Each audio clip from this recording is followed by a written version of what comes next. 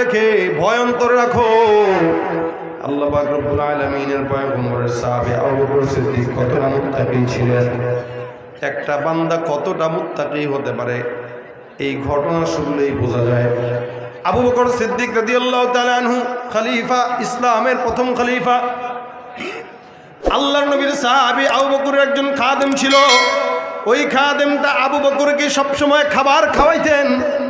একদিন হঠাৎ করে দুপুরের জন্য খাবার ওনার সামনে নিয়ে আসলেন। উনি খাবারটা খাইলেন, যেহেতু সবসময় খাবার খাওয়ায় যার কারণে কোনো সন্দেহ নাই। খাবার খাইতেছেন, হঠাৎ করে খাবার খাওয়ার পরে খাদেম ডাক দিয়া বলতেছে, সিদ্দিক আকবর আবু বকর, জানেন নাকি এই খাবারটা কোন জায়গা থেকে আসছে, আপনি কি জানেন? আবু বকর সিদ্দিক বলে, না না, খাবারটা কোথা থেকে আসলো আমি জানি না, একটু বলো। খাদেম আবার ডাক দিয়া বলতেছে, এই মনে করছে আবু বকর সিদ্দিকরে বললে মনে হয় খুশি হবে। তুমি বলতেছে, হুজুর এই খাবারটা বড় কষ্ট করে কামাইছি। বলে কেমনে? জাহেলি যুগে এক লোক আমার কাছে আসছিল, এসে বলল, ভাই মক্কায় কি ভালো কোনো গণক আছে? গণক মানে হাত দেখে গণনা করে না, আপনাদের এদিকে আছে নাকি? ঢাকা শহর একসময় ছিল, গ্রামে একসময় ঢাকাতেও খুব ছিল, এখন অনেকটা কমে গেছে।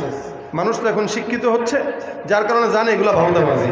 টিয়া পাখি একটা নিয়ে চিঠি নিয়ে বাস ঘরের ভিতর থেকে বের হয়ে যাইতো, ভাই ভাগ্যে কি আছে দেখেন। ওরা চটকানা দিয়া করবেন, ভাগ্য দেখতে পারলি না সকালবেলা যে আমার হাতে চটকানা খাবি। কথা মনে হয় বুঝেন নাই? অন্যের ভাগ্য দেখে, নিজের ভাগ্যটা সে দেখতে পারে না বলেই তো রাস্তাঘাটে বসে বসে পাখি নিয়ে ব্যবসা করে।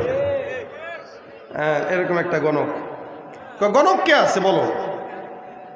খাদেম বলতেছে, আমার মাথায় একটা শয়তানি বুদ্ধি আসলো। কি? আমি তারা বললাম, ভাই মক্কার ভিতরে তো সবচাইতে বড় গণক আমি, আপনার কি দরকার আপনি আমারে বলেন। এই বেটায় কয়, মাশাআল্লাহ, তো পেয়ে গেলাম, ভালোই যাক। তো ভাই আমার হাতটা একটু গণনা করে দেখেন না ভাই, জীবনে অনেক দুঃখ ভাই, একটু হাতটা একটু দেখেন কি অবস্থা। এই লোকটাকে আমি হাতটা দেখে আন্দাজের উপরে, মানে আল্লাহ মেহেরবান গাধা পালোয়ান একটা কথা আছে, দয়া করছে আল্লাহ, আর কথা লেগে গেছে আর কি। তো ভাই আপনার কপালে তো অনেক টাকা আছে, আর ভালো কথা বলবেন, দেখবেন খুশি হয়ে যাবে। আপনি যে কারো হাত দেখে যদি কোন বাইরে ভাই আপনার হাত বলতেছে, আপনি সম্মানী মানুষ, যে কোনো কারণবশত মনে হয় কেউ আপনার সাথে শত্রুতা করে, ভাই ঠিকই তো বলছেন, বাস্তবতা এটাই হয়। এনে কয়, ভাই আপনার তো কপালে টাকা আছে অনেক। এনে কয়, আসলেই? হ্যাঁ ভাই, শান্তি লাগলো, আমারও মনে হয় কেন জানে আমি একদিন টাকার মালিক হব।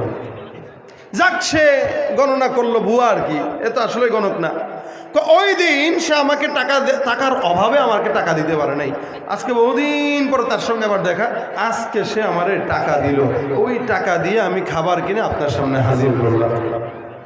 আবু বকর সিদ্দিক রাগ হয়ে গেল, বলে কি রে এটা, আমি আমার পেটে জিন্দেগিতে একটা হারাম ঢুকাই নাই, তুই আজকে মানে হারাম খাবার খাওয়াইছিস? খাদেম ডাক দিয়া কয়, হুজুর আমার ভুল হয়ে গেছে, বুঝি নাই। দেখেন আবু বকর সিদ্দিকের জন্য এটা হালাল ছিল, কেন? এটা হাদিয়া ছিল তার জন্য। কিন্তু সিদ্দিক আকবর সাথে সাথে এই কথা শোনার পরে কোনো দেরি করেন নাই, জিব্বার ভিতর দিয়া, মুখ দিয়া, আলাজিবা পর্যন্ত আঙ্গুল ঢুকায় দিয়া সাথে সাথে যা খেয়েছেন সব বমি করে বের করে দিস। কেন? আমি আবু বকরের পেটে কোন 2 নম্বরই করার টাকা আর খাদ্য ঢুকবে, এটা আমি আবু বকর কোনোদিন বরদাস্ত করতে পারবো না, যার কারণে বমি করে ফেলে দিস। এটা হলো তাকওয়া। মনে রাখবেন, তাকওয়া আর জায়েজ এক জিনিস না। জায়েজ, অনেক মানুষ সমাজে কোনো কাজ খুঁজতে গেলে বলবে, ভাই এটা তো জায়েজ, সমস্যা কি? আরে ভাই জায়েজ খুঁজেন কেন? কারণ জায়েজের সীমানা যেখানে শেষ, হারামের সীমানা সেখান থেকে শুরু। যেমন টাকনুর নিচে প্যান্ট পরা হালাল না হারাম? কথা বলে না, হারাম। কিন্তু টাকনু পর্যন্ত পরা তো জায়েজ, কিন্তু টাকনুর নিচে গেলেই সেটা কি? হারাম। তার মানে হালালের সীমানা যেখানে শেষ, হারাম সেখানে শুরু।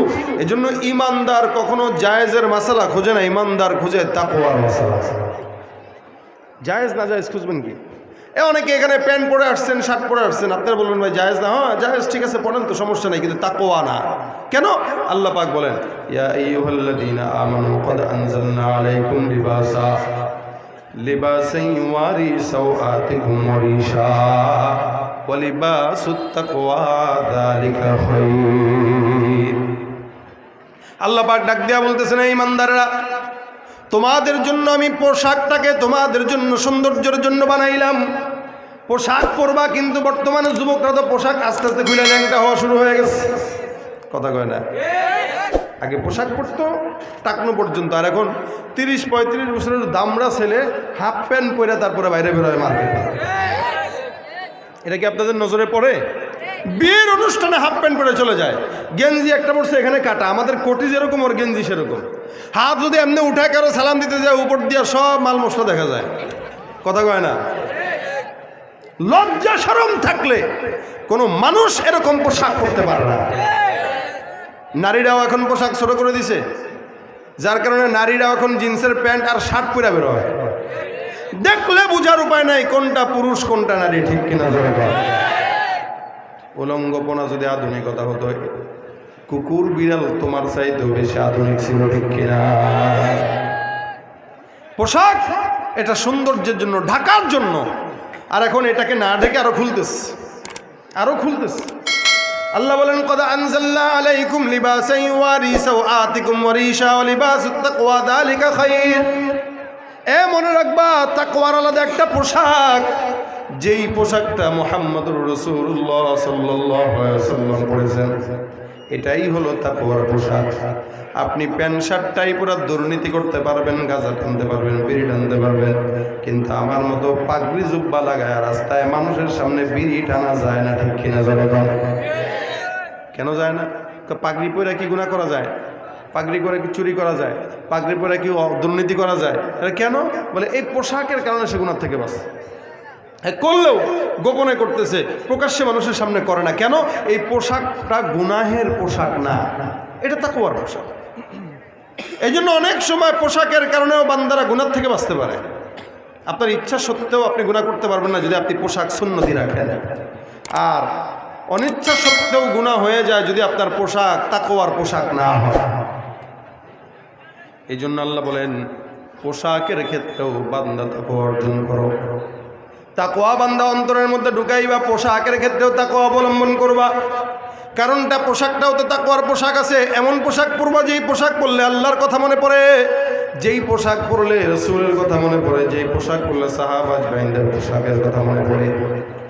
আল্লাহ পাক রব্বুল আলামিন বারবার জায়গায় জায়গায় বলেছেন, ইন্নাল্লাহা মা'আল্লাযীনা তাকাও ওয়াল্লাযীনা হুম মুহসিনুন। নিশ্চয়ই যারা তাকওয়া অর্জন করে আল্লাহ পাক তাদের সাথে আছে, এবং আল্লাহ পাক এদেরকে ভালোবাসে। অন্য আয়াতে আল্লাহ পাক ডাক দিয়া বলেন, মাইয়াত্তাকিল্লাহা ইয়াজআল লাহু মাখরাজা। যাদের ভিতর আল্লাহর ভয় আছে, আল্লাহ পাক তাদের রাস্তাকে সহজ করে দেয়, বন্ধ দুয়ার খুলে দেয়, বিপদ দূর করে দেয়। আরেক আয়াতে আল্লাহ বলেন, ইয়া আইয়ুহাল্লাযীনা আমানুত্তাকুল্লাহা ওয়া কুনু মা'আস সাদিকিন। হে মুসলমান, এই জমিনের মধ্যে আল্লাহ পাক রব্বুল আলামিন বারবার বান্দাকে তাকওয়ার সবক দিলেন। তাকওয়ার সবক কোনো বান্দা যদি অর্জন করে, ওই বান্দা গুনাহ করতে গেলে 10 বার চিন্তা করবে, ঠিক কিনা এখন? একবার গুনাহ করার আগে 10 বার চিন্তা করবে। এক আল্লাহওয়ালার কাছে এক বান্দা ডাক দিয়া বলে, হুজুর আমার তো গুনাহ করতে মন চায়, বলেন কি করব? জিনা করতে মন চায়, বলেন কি করব? বুজুর্গ ডাক দিয়া বলে, 3 জায়গায় যায় গুনাহ করবা, যেই 3 জায়গায় কোনো বান্দা যদি গুনাহ করে, বান্দার গুনাহটা জায়েজ হয়ে যায়। এমন 3 জায়গায় যায় গুনাহ করবা যেখানে গুনাহ করা জায়েজ, কোনো গুনাহ নাই, আল্লাহ দেখবে না। বান্দা ডাক দিয়ে বলে, হুজুর কোন জায়গা? ওই জায়গাটা আমার দরকার। আল্লাহ ডাক দিয়ে বলে, এমন জায়গায় যাও, 1 নাম্বার ওই জায়গায় যা গুনাহ করবা যেই জায়গায় জমিনের সব বান্দারা দেখবে, লেকিন আসমানের মালিক দেখবে না। বলেন দেখি, এই সারা জমিনের মধ্যে এমন কোন জায়গা খুঁজে পাওয়া যাবে কিনা যেখানে আল্লাহ দেখে না? আল্লাহ পাক বলেন, নিশ্চয়ই আল্লাহ পাক রব্বুল আলামিন তোমাদের সঙ্গে আছে, তোমরা যেখানেই থাকো না কেন। ওয়া হুয়া মাআকুম আইনামা কুনতুম। বান্দা যেখানেই থাকে না কেন আল্লাহ পাক রব্বুল আলামিন দেখে। আল্লাহ পাক রব্বুল আলামিন প্রত্যেকটা বান্দার নাহনু আকরাবু ইলাইহি মিন হাবলিল ওয়ারিদ। আল্লাহ পাক বান্দার শারগের চাইতেও নিকটে আছে। এজন্য গুনাহ করার আগে চিন্তা করবেন, আমাকে আমার মালিক দেখতেছে। আর আপনি তো আল্লাহকে পারেন না দূরে ঠেলায় তারপরে গুনাহ করবেন। এমন অবস্থা যে ভাই দুনিয়াতে আর কে দেখে, গোপনে করছেন না, দরজা লাগান, সমস্যা কি, কেউ দেখে নাকি?